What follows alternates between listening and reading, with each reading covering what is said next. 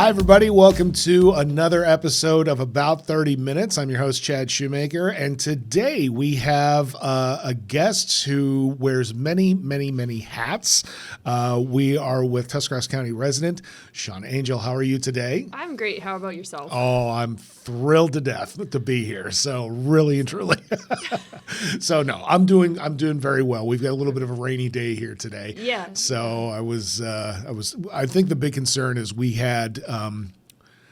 got some guys checking the alarm system today, and then we have the thunderstorm coming through. Oh, of course. So yeah, if anything happens, if the lights go off, we're fine. Yeah. And if the alarms go off, we're fine. Yeah, just chaos. You know what? Pivot. I'm a farmer. That is our mantra. Be ready to pivot.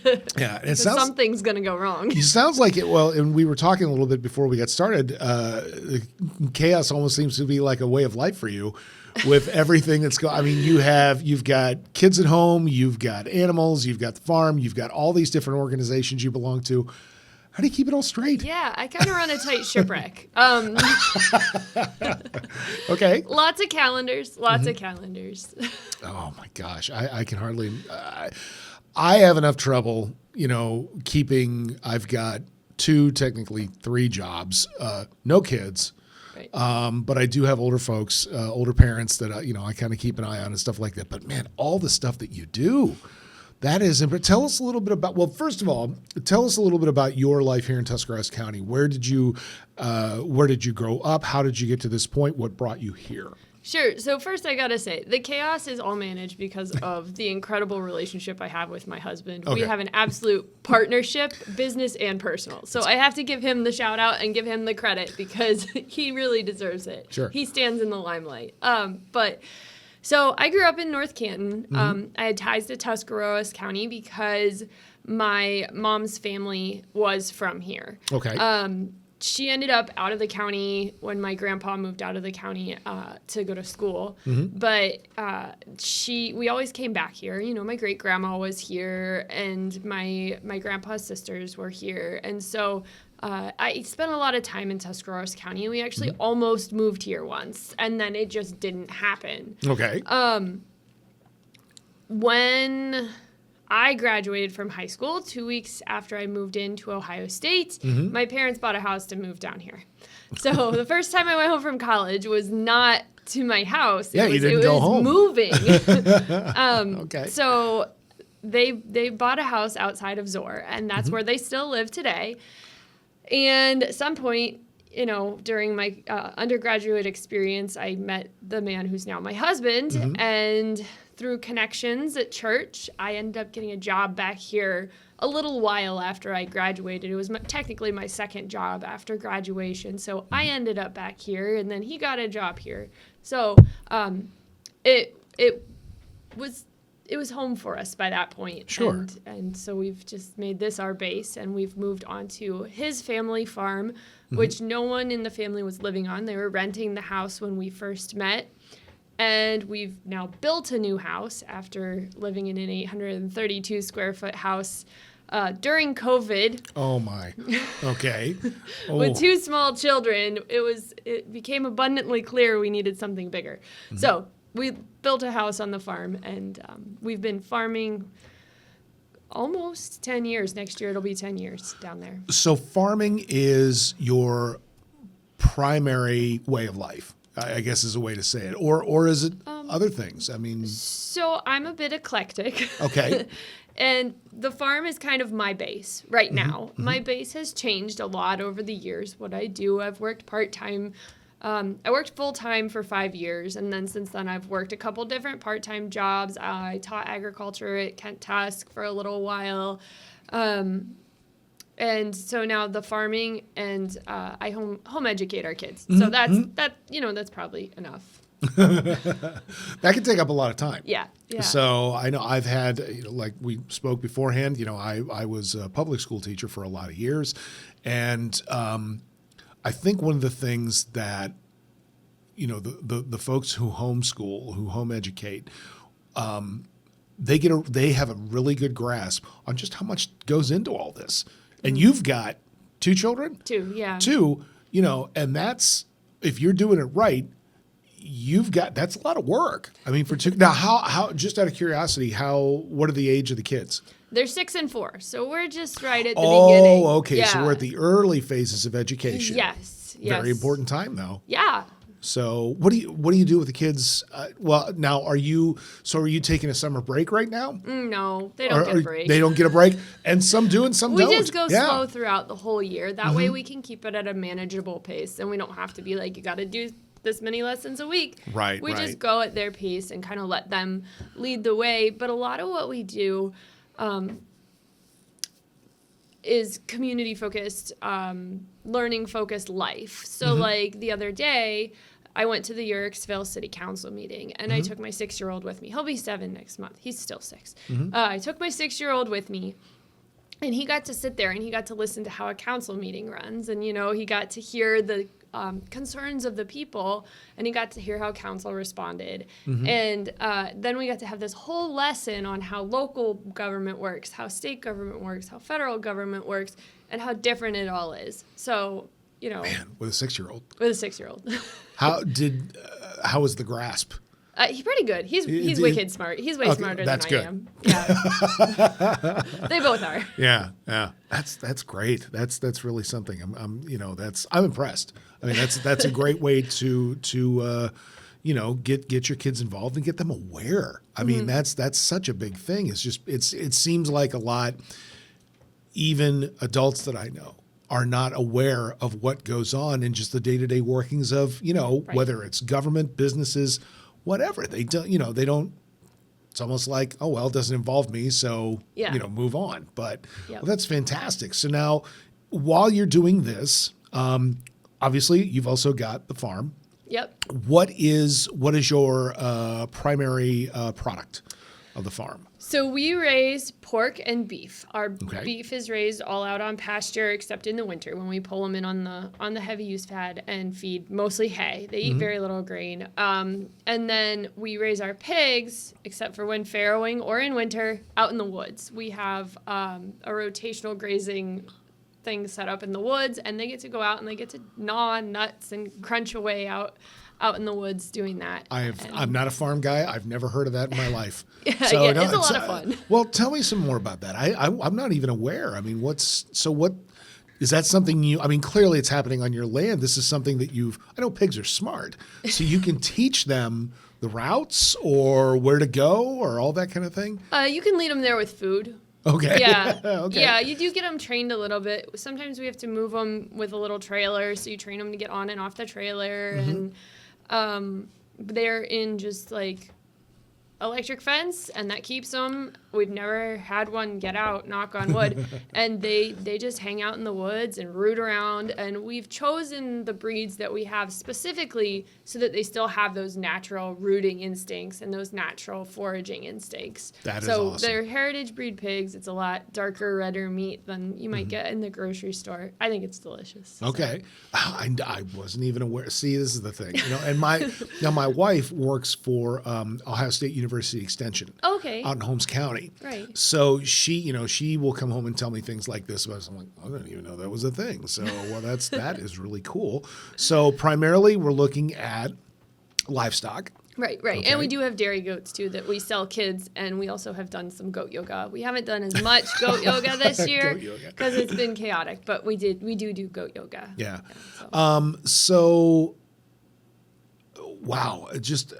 And then to this, you also work with some local organizations. Yeah. So tell me, my gosh, lady, how do you keep all of this straight? So calendar. That's okay, calendar. That's it. No, yeah. So I'm involved in 2 different local organizations. The first one is the Waterford Players, which is a nonprofit performing arts organization that we started in southern Tuscarawas County. Okay. My friend Laura Gray and I, we were involved in another organization, but it was a long drive for us, and we wanted something for southern Tusk because there's just not a ton of things like that focused on Southern Tusk. That's very true. And so we started this organization, and our next big event we've got coming up is a Broadway dance class, and this is in partnership with Melody in Motion School of Performing Arts. Okay. And it's going to be August 16th. It promises to be a great event. Jessica Callender from Melody in Motion is absolutely amazing. I love her. So that should be a really fun event. And then the second organization that I'm involved with is the Uricksville Farmers Market. We are a vendor there. We vend at Uricksville, Port Washington, and Janaten Hutton Farmers Markets. The next Uricksville market is August 9th, and I'm telling you, the vibe of this market is just so lively. There is live music. There are food trucks. They've got this like play court in the middle of the road where kids can just go play. And there's this herd of children that just kind of roves throughout the market the whole time. A herd of children. Yeah, there's probably 10 or 15 kids that just like are children of vendors that just kind of like run around, and they bring up the energy of the market. And Sure. honestly, if you haven't been, it is so worth going to the Uricksville Farmers Market. Where It's does that so one take fun. place? It's on 3rd Street in Uricksville, and Okay. it's the 2nd and 4th Friday. Second and fourth Fridays. Right, so August Okay. 9th would be the first one in August. Okay. Now, how many vendors do they have? I think it's like 22. I'd have to look back. I think historically it's been in the 20s. Okay. So Now, yeah. is that including the food trucks and things like that too? I have no idea. No I'm idea. not sure. I'm sorry. No, don't be sorry. No, that's It's, okay. it's an awesome market, though. It's a lot of fun. Yeah, I think one of the things I think we've been realizing, I think nationwide, especially post COVID, is the importance of farmers markets and things like that. I know that it's one of those things that I know here in the county we've always had some farmers markets floating around. You know, I live in the north end of Dover, and I know that for a long time we had one out there. There was one in the fairgrounds for a while. That's the That's Tuscarawas still there, County. yeah. Okay, yeah, they're still there. But I don't know. It just seems like I think post-COVID we saw a throwback to the days of taking care of yourself. Yeah. You know, of growing. I can remember, like I said, my wife works for Ohio State University Extension, and I made some videos for her to share with her organization just about home gardening and that kind of stuff. And it is important. And to tie it back into what you were talking about with your kids, that's a great place to do some learning. Yeah, absolutely. So now, do your kids help with sorry about that. do your kids help with stuff around the farm?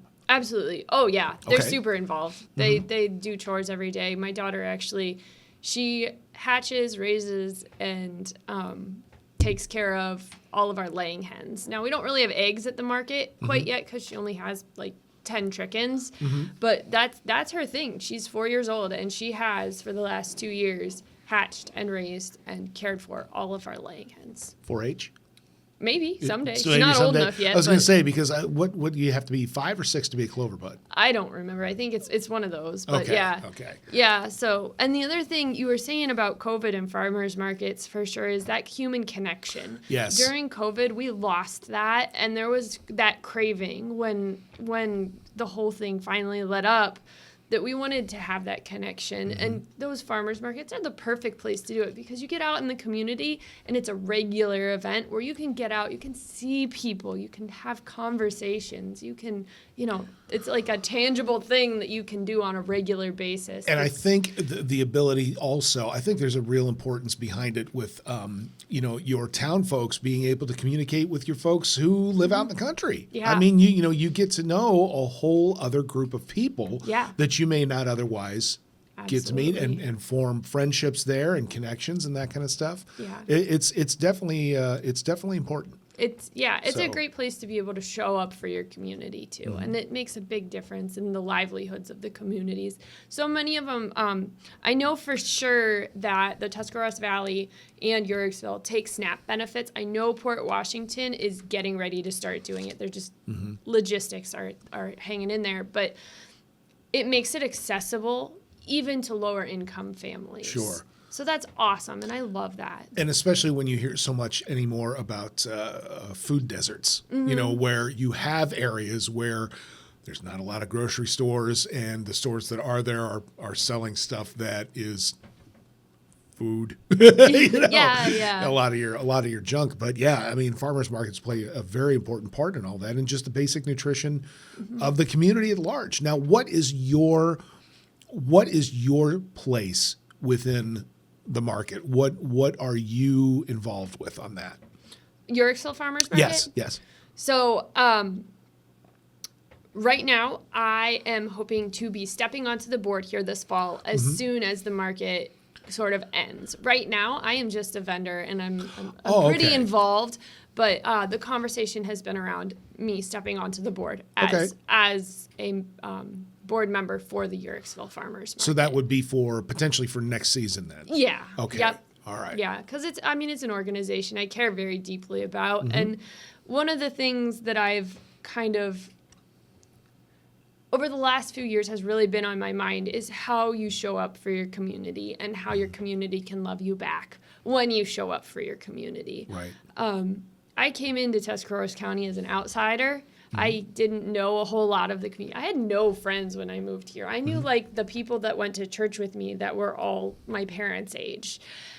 And simply by showing up and going out of my comfort zone and being a part of the community and giving to the community, I have built this incredible system of people that supports me, and I get to support them. And, whether it's like going and sitting down and having a cup of coffee at the Daily Grind, or going to a farmer's market that I'm not vending at and like buying from local vendors there, or things like that. That is what makes our community strong. And that's what makes Tuscarawas County so amazing, is those opportunities to do that. Right. I think it's sad to say, I mean, I've been here with the exception of my time in college. I've been in Tuscarawas County my entire life, and you can definitely see there was a time where that community feeling was very, very strong. And then we hit kind of that 2000s phase where things kind of slowed down a little bit, and it almost seems like we're finally starting to see it come back with organizations like the farmers market and the arts that you were talking about there. Yes. Things like this where people are starting to become involved again. And you're right. It's that human connection. It's that just putting everything else aside and saying, hey, we live in the same place. We all basically have the same needs, and working together can really kind of strengthen that community spirit. Yes. And that's something I would agree. That's something that we kind of have been lacking, not just in Tuscarawas County, but in the world. in the world. Just having that connection with other people. Yeah. So tell me a little bit about this, about getting back to the arts, the Broadway. Explain that to me. So is this something that's open to anybody they can learn, or what is this? Yeah. So if you get on the Waterford Players Facebook group or the Facebook page, you'll see some more information on that. I wasn't super involved in the planning of that one, so I'm just really excited to go to it because it sounds so fun. My kids both dance at Melody in Motion, so I've seen Jessica's teaching a lot over the last 2 years, and she's just so good. And I've been like really wanting to take an adult dance class because I have a performing background. So like I wanted to take a class with her, and I'm really excited to have that opportunity. So everybody should come to it. It's gonna be so fun. Did you do performing in college? Not in college. I was a competitive figure skater for all of middle and high school. Whoa. A competitive figure skater? Yes. Oh my goodness. How long did you do that? 9 years. I've never been on ice skates in my life, ever. And the sad part of it is, when I was in college, my first year of college, I spent 1 year at Ohio State University. Okay. And I was in their sports medicine program for 1 year. I have zero athletic ability, but I was really into the medicine side of it. And they put me with ice hockey. And that is one of the things that I regret to this day, that they kept saying, "Oh, come on, man, we'll put you on a pair of skates. We'll show you." And I'm like, "No." I'm thinking all I could see was broken legs, Right. twisted ankles, that kind of thing. And I thought, man, there's no way I could do that. And I regret now that I didn't do it. Yeah. Your tailbone probably would have seen the worst of it. So, But man, that is impressive. Okay, that is the first time I've never met a figure skater in my life. That is so. How? That was your performance. You were performing there. yeah, that and music. In music. Okay, so choirs and Band. Band. I was a band kid. Mm-hmm. Heck yeah. Yeah, Okay. I played bassoon and baritone. All right. I like doing the weird stuff. I was gonna say, man, it's it. I've never been good at going with the flow. So wow, and you played bassoon. Oh my goodness gracious! In a marching band. The bassoon wasn't marching band. I was gonna say baritone was marching band. Okay. Yeah. I was gonna say I don't think I've ever seen a bassoon in a marching band, but oh my gosh. Okay, so now where did you first encounter is the Waterford Players? Yeah. So I've never even heard of them before. So tell me about that. Well, I started it, so that Okay. that was how I found it. Okay, yeah. Well, you're a founding member. So. Right. My friend Laura and I were just really we were wanting something close to Southern Tuscarawas County where we could do we do jam sessions at Fry's Valley Moravian Church. It's out in the country. We have a fire. People bring hot dogs and side dishes, just kind of potluck. And we have everything from accordions to electric guitars show up to this thing. And it is, awesome. honestly, it's amazing. We have this group of folks that just love to play, and they bring speakers, and it is so cool to just hang out and make music for hours and hours. And we thought that was important to have. And we wanted to have something where we could train kids and have the kids have performing opportunities. And, there's a need for performing arts things for kids because the one at the Little Theater sells out in 3 minutes. Yep. So we wanted to have that for Southern Tusk kids so their parents aren't driving them 25 minutes into town because, it's a haul sometimes. Oh, absolutely. And gas is a huge thing. And I just bought a Ford Expedition. I'm watching gas. Whew.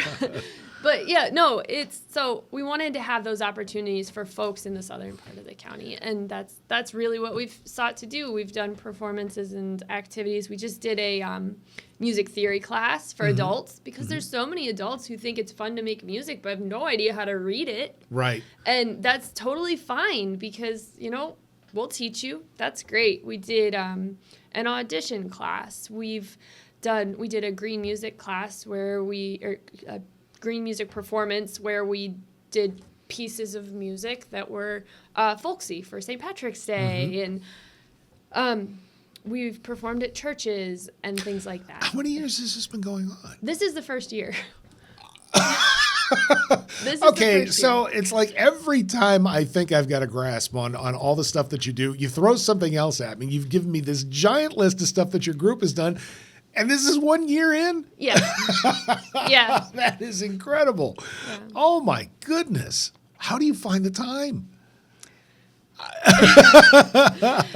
When it's something you care about, you make the time. That's very true. And I'm able to, pull it in with the kids. Sure. And I can do the work and things when I need to because, I've got a really flexible schedule. I can do whatever, whenever.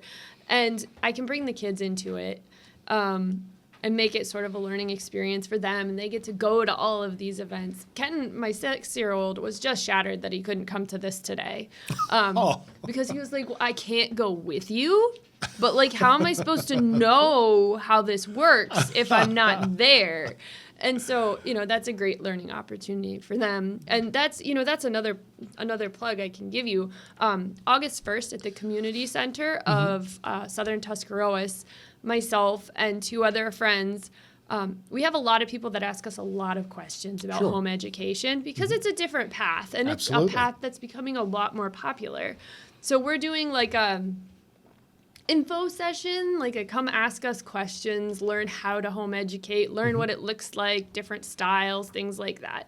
So we're going to do that at the Community Center of Southern Tuscarawas County here on August 1st. And I think they're shared as an event host, and I'm an event host. And Now, just out of curiosity, and you are welcome to bypass this question if you want to. Now, as I told you before, I taught in public schools for a long time. Yeah. And we had some kids that would be homeschooled up until about middle school, and then they would start to come in. Yeah. And then we had a few that were homeschooled the whole way. They would like come in every once in a while and, check in or something like that. What do you have plans with your kids? Do you want to do this the whole way 100%, or would you gradually introduce them to public school? So school in general. Right. It was sort of born of their request. My son, when he was 4, started having massive anxiety about preschool, of all things. Oh my gosh. And a lot of other stuff came out of that, and we ended up learning a lot about him as a human being from this. But we started just doing that stuff at home instead, and he learns so well that way. And so it was his request, and I genuinely believe that kids have the ability to know what's best for them. I mean, sometimes it takes guidance and prodding from us, but we can really pull that out of them. And as long as they feel that this is meeting their needs and that this is what is best for them, then I'm happy to support them in whatever form of education they want to have. So okay, I see. They love it. Nola will fight me over not going to preschool. So yeah. Whatever. I'm not willing to have that battle. Sure. No, I understand that. And, and it's one of those things that I think what I can say from the experience that I've had, one of the things that is really just rough all over is the emphasis on state testing. Yeah. And this comes back to the fact that, you were speaking about the arts. Those are one of the first things to get chopped. Yeah. Band, choir, theater, that kind of stuff. It's like, well, it's not necessary. It's not on the state test. Yes, it is necessary. Yeah. So, and it is important for kids to be exposed to that kind of stuff. So, hey, hats off to you. I mean, that's listening to the kids and understanding their needs. And every kid learns different. Oh, so different. So, I mean, believe me, when you've got, 20 plus packed in a room and every single one of them has individual needs, and you learn what those things are and you have to try to accommodate it that best you can, it's tough. Yeah, it's nearly impossible. And I applaud teachers for even being able to try for that, especially with all the requirements that they have. It's wild. Yeah, they have a really tough job. So, well, I'll tell you what, believe it or not, 30 minutes is just about up. Oh my goodness. I told you we'd go quickly. Boy, we've been all over the place here today. We have, yeah. I tell you what, I have extreme admiration for you. You are a woman of many trades here. So you are doing things. You've got a full plate. Yeah. But it's very clear that you're enjoying yourself. I am. I have a lot of fun. That's good. And that's extremely important. Yeah. So real quickly, before we wrap it up here today, give me those dates again. Let's start with the farmers market. Yorksville Farmers Market, 2nd and 4th Friday. It is, the next one, I think, is August 9th. Okay. And then Waterford Players, we've got the Broadway Dance with Melody in Motion on August 16th. Where is that located at? Where do they meet? Oh, that's a good question.